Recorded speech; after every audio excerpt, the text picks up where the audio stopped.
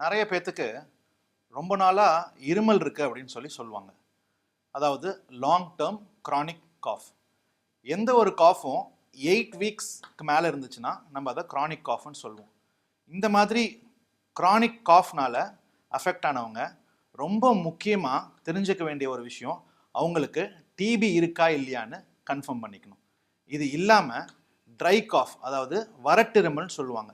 இந்த மாதிரி வறட்டிருமல் இருக்கிறவங்களுக்கு முக்கியமாக ஒரு 5 காஸ் இருக்குது. அதில் மெயின் காஸ் என்னன்னு பார்த்தீங்கன்னா ஜிஇஆர்டி, அதாவது கேஸ்ட்ரோ ஈசோஃபேஜியல் ரிஃப்ளெக்ஸ் டிசீஸ். நம்ம படுக்கும் போது நம்ம வயிற்றில் இருக்கிற ஆசிட் மேலே வந்து மூச்சு குழாயை இரிட்டேட் பண்ணி காஃப் வரும். ரெண்டாவது அலர்ஜிஸ், சைனசைட்டிஸ். மூணாவது கார்டியாக் ப்ராப்ளம் இருக்கிறவங்களுக்கு ஏதாவது மெடிகேஷன்ஸ்னால ஒரு specific particular medication can cause chronic cough. நாலாவது ஏர் பொல்யூஷன்.